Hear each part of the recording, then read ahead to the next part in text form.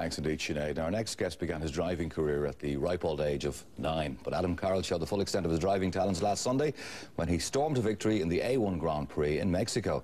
Adam joins us now for a chat, but before that, let's relive the magic moment when he won last Sunday's big race. For the checkered flag, Team Ireland are coming through. Peril Tada, are we going to see the checkered this time around, or is it going to be one more lap just waiting for the leader to come out? The checkered flag is prepared and he wins. Ireland take victory here in Mexico and they become another new nation to win, the 15th nation in A1GP to take victory. Great Britain takes second place, USA finishes third. Mark Gallagher, Mark Kershaw, you boys have done it. Well done to Adam Carroll. From one Irishman to the Irish team, all I can say is finally it has happened. Congratulations. The team have worked tirelessly to get to this position. He has done it. He's taken Ireland's first victory. It seems to have been a long time coming. And that's nice to see up on the podium as well. But the gold medal and the winner's trophy for the first time ever goes to A1 Team Ireland, Belmayne Team Ireland there. Get their trophy, get their gold medal. Here he is, fantastic. Congratulations, Adam. Well done. Thank you. What was the moment like? What was that feeling when you're crossing through and the checkered flag is waving, job done, job over? Yeah, well, it's great. It's you know, a big relief. There's a lot of pressure on the last few laps, and you know, we've had a difficult season, so to get the win in the end was just fantastic. The team are well credited with one amazing pit stop. And the team behind you, of course, is obviously very important. But these guys, obviously now, there's a special bond. You've been working together for quite a while.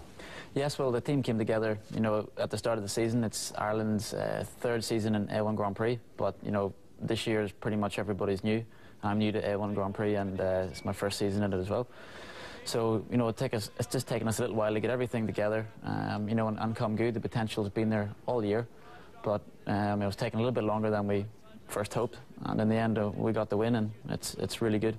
Yeah, you've been threatened on a few occasions to make that big breakthrough, and it's not your first podium finish anyhow.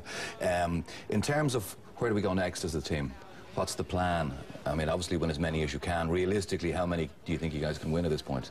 Well, let's just see what happens. You know, we go to Shanghai in China, that's the next one, and then Brands Hatch is the final round, so hopefully we can just carry the momentum forward from last weekend. You know, we've proved to ourselves now that we can do it. We'll go there and pretty much, you know, take the same approach as we did last weekend, and hopefully the results will come. And bearing in mind that it's an incredibly expensive sport to participate in and to fund a team right across the season, I mean, a win like that is obviously good news for the team in regard to its sponsors. Yes, well, you know, we're a well-sponsored team, and the guys who have stuck with it over the years, it's been difficult, but you know, to finally get the win, it just helps with everything, and you know, hopefully we can, you know, move things forward and tie up everything for next year. What's it like the typical weekend when you're working? Well, it's quite a long week because the cars never come back, so they're gone for 6 months of the year. So you arrive out there, like we arrived in Mexico on the Monday, you have Tuesday off, and then you go into the track from the Wednesday on. So the guys are very, very busy, setting up the garage, preparing the car, and then, you know, we do track walk Thursday, sit down with engineers, go through everything, and then I start driving Friday. So Friday practice, Saturday practice morning, Saturday afternoon qualifying, and race Sunday. And what speeds are you going at? We go over 170 miles an hour. Wow, okay. So all right. It's not too bad. Yeah, because people often ask the difference between Formula 1 and A1, and obviously, like, the cars are all equal. It's not the case in your sport. It is, yes. Everybody has the same car, same box of bits, so it just comes down to engineer and driver. You know, and you know, A1GP is its own concept. It's the World Cup of motorsport, so it is unique in that way. And after this season, can you look further past that? Are you signed up for another couple of years, or did we all sit down again and sort of say, right, what are we going to do next year? Or, you know, do you say, well, I have other options, there's other things I'd like to do within the sport? Well, obviously, you know, Formula 1 is the pinnacle of motorsport, but it's just extremely hard to get into. You know, I've been very close before with GP2, and I've been a Formula 1 test driver. Yeah. You know, an A1GP is it's a professional championship. You know, like, it gives drivers who... It's probably the nearest thing to Formula 1, is it? Well, yes, outside of America, yes. Yeah. Excuse me. You know, and A1GP is just growing stronger and stronger. They get a new car next year. They've just done a deal for 6 seasons, 6-year deal with Ferrari. So full new cars, and, you know, that will bring a lot of prestige and really move the championship forward. And there's no doubt you could step into a Formula 1 car and perform in it. What sort of money would you need to bring to a Formula 1 team? Is that the way it works?